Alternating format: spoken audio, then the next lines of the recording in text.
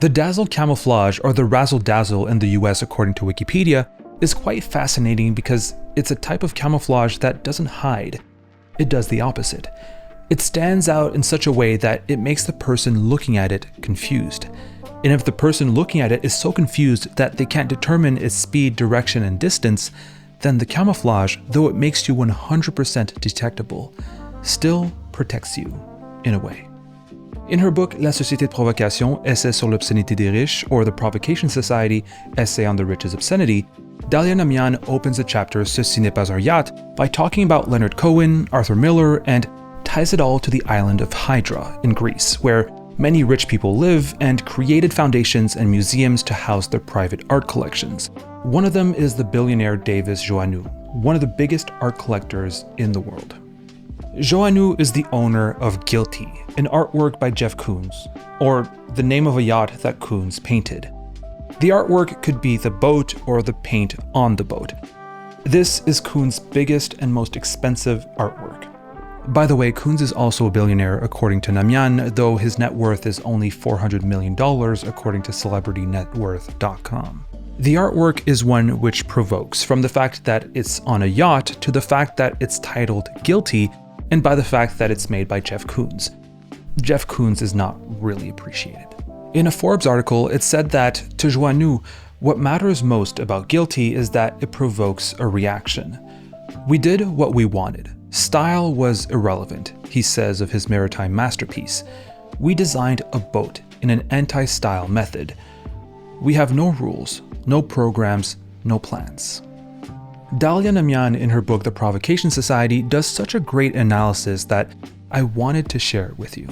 This book isn't available in English, but if you can speak French, please check it out. This book is absolutely worth the read. This video is only me sharing one chapter of Namian's book, hoping that some of you can look more into her work if you're able to.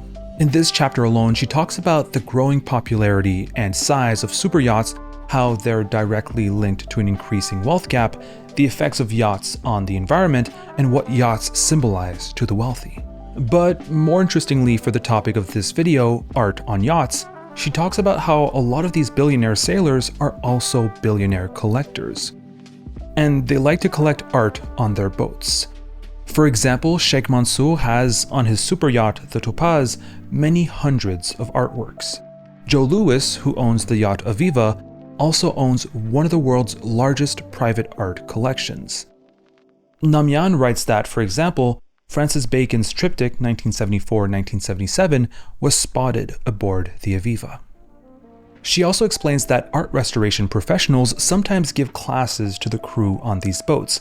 She gives the example of Pandora Mother-Lise, who started giving these classes when a billionaire's kids damaged a Basquiat painting with food, and that the crew trying to fix the mistake made the damage worse. She also gives the example of the painting Salvator Mundi, which was bought by Mohammed bin Salman for $450 million, which now floats on the yacht the Serene after the Louvre refused to display it next to the Mona Lisa. Dahlia Namian also makes a bridge between super yachts sailed for fun on the Mediterranean by the billionaire class and the thousands of refugees who sail on the Mediterranean, risking their lives. She mentions another boat which is both an artwork and a boat, the Louise Michel made by Banksy, named after a French anarchist. Namian quotes a Banksy video. Like most people who have made it in the art world, I bought a yacht to sail around the Mediterranean. This yacht, though, was aimed at rescuing refugees. Here's a passage of the book that I translated with ChatGPT. Banksy's intervention, despite its good intentions, highlights another aspect of the society of provocation, the tendency to turn human tragedy, through a dramatic gesture, into a spectacle. In this way, the Louise Michel acquires a false lightness that transforms the despair of its passengers into images that can be optimized and reproduced by social media and digital algorithms, thereby increasing the market value of the artist's works. Once converted into images, misery and human distress, along with the fleeting emotions they evoke, enter the flow of finance without any concrete and lasting changes being implemented.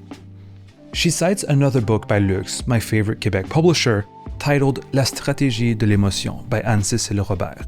And I also made a video about how Banksy can't make anti-capitalist art. The video is titled Banksy, Kurt Cobain, and the Paradox That Claimed Them. I think it's pretty good, go check it out. Now let's get back to Jeff Koons' Guilty. Dahlia Namian's analysis of Guilty is great because it shows how Guilty highlights a phenomenon which only a dominating class can experience, a concept called ostentatious seclusion, which basically means being both secluded and loud about it. She mentions Gregory Sal, who wrote a book titled Super Yachts. The yacht offers our masters what Gregory Sal calls ostentatious seclusion, a space sheltered from social obligations, which nevertheless allows them to be seen and admired by all. Because, like the camouflage of destroyer ships, the wealth of billionaires is not so much intended to be hidden as to confuse, by its obscene visibility, those who could attack it. To be seen without being caught. But if the exterior size of the super yachts imposes itself on the eye, it is also to better hide the passenger compartment and even more the backstage.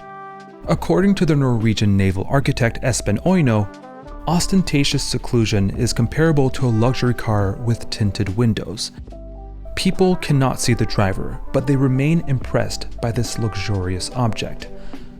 All the art of the rich lies in their ability to provoke admiration while preventing the indecency of their private fortune from leading to revolt.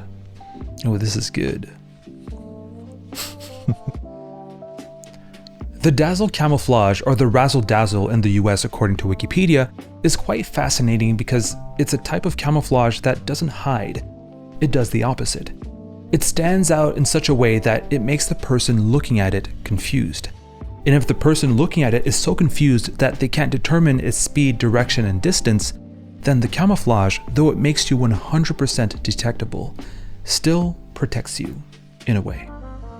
What Guilty and Yachts in general do is make the rich 100% detectable, but still protected.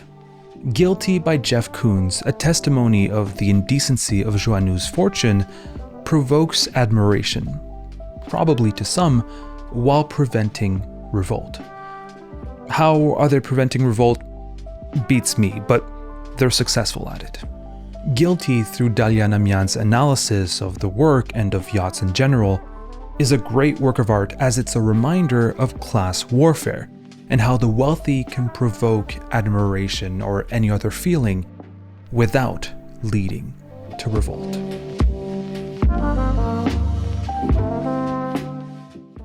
Thank you so much for watching. I hope you enjoyed the video. If you liked it, like it, share it, and check out the video I made on Banksy. And as always, I'd like to thank Roman Brandel, X-Towns, and all my other patrons for supporting the channel.